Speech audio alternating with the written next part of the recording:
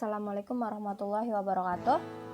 Nah, di sini kita akan belajar matematika ya, Yaitu di bab 1 ini untuk kelas 11 tentang persamaan dan fungsi kuadrat. Nah, di sini kita lihat saja apa yang akan kita bahas di bab 1 ini untuk di awal pembelajaran di kelas 11. Yang pertama itu ada persamaan kuadrat, kemudian ada menerapkan persamaan kuadrat, dan yang terakhir itu ada fungsi kuadrat.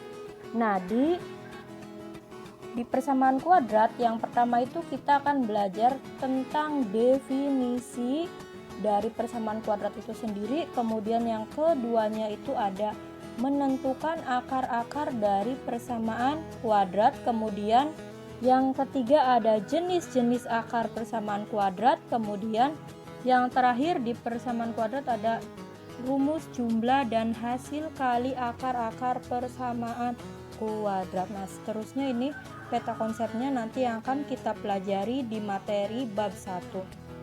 Oke, pertama hari ini kita akan bahas tentang definisi dan menentukan akar-akar persamaan kuadrat.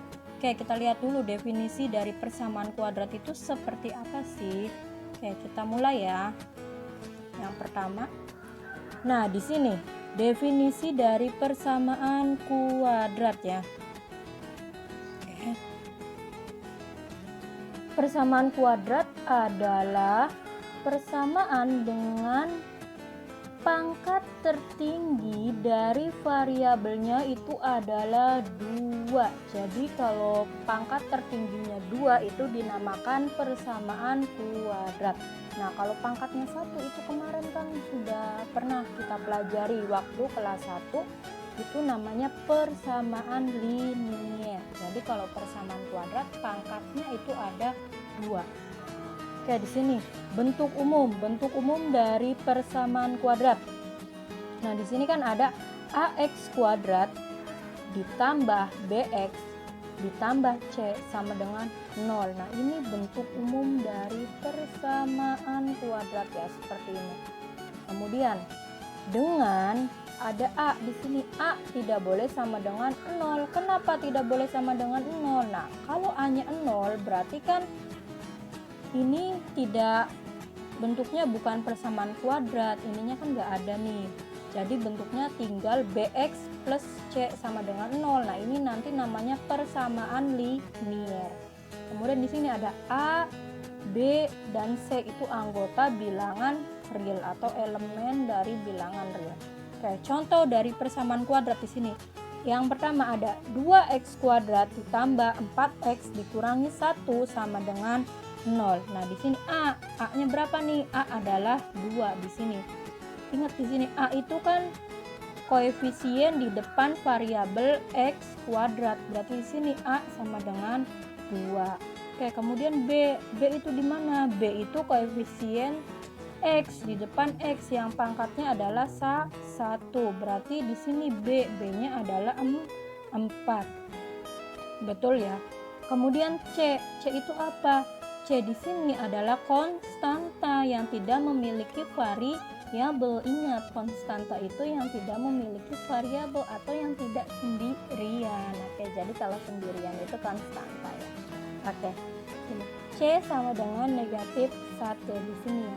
C negatif 1, konstantanya adalah negatif 1. Kemudian contoh yang kedua ada x kuadrat ditambah 3x sama dengan 0. Berarti di sini a-nya adalah 1. Oke, good. Kemudian b-nya berapa nih? B-nya adalah 3. Betul dong. Kemudian c-nya berapa? C adalah 0 karena di sini c-nya tidak ada. Kalau tidak ada berarti 0. Nah, bukan tidak memiliki konstanta, tapi konstantanya adalah 0. Ditulis tetap di sini konstantanya adalah 0. Kemudian berikutnya yang contoh yang ketiga, x kuadrat dikurangi 9 sama dengan 0. Nah, a-nya berapa? A-nya adalah di sini a-nya adalah 1 tetap ya. Kalau tidak ada angkanya itu berarti 1. Kalau 1 itu kan tidak harus ditulis. Berarti A-nya adalah 1. Kemudian B sama dengan 0. Berarti di sini B-nya kan nggak ada nih. Karena tidak ada yang memiliki variabel X, berarti B-nya adalah 0. Kemudian di sini negatif 9. Negatif 9 itu adalah konstanta. Ingat, konstanta adalah yang tidak memiliki variabel. Berarti konstantanya adalah negatif 9. Oke, sampai di sini paham ya. Kemudian nanti kalian coba kerjakan latihan soalnya. Oke, nah ini kan contoh persamaan kuadrat, kemudian coba kerjakan latihan soalnya seperti ini. Misal di sini tentukan nilai A, B, dan C dari persamaan kuadrat berikut. Jadi tinggal kalian tentukan saja A-nya berapa, B-nya berapa, dan C-nya berapa. Di sini ada 5 soal ya. Ada A, B, C, D, sampai E. Nah, yang A itu, yang A ini tentukan nilai A-nya yang mana. A-nya kan biasa yang di depan koefisien X kuadrat. Kemudian B adalah depan koefisien X, dan yang C adalah konstantanya. Oke, silakan kalian kerjakan di kertas selembar, kemudian materinya silakan kalian tulis di buku catatan masing-masing. Oke, sampai di sini dulu pertemuan kali ini. Kemudian kita lanjut ke pertemuan berikutnya, yaitu tentang menentukan akar-akar dari persamaan kuadrat.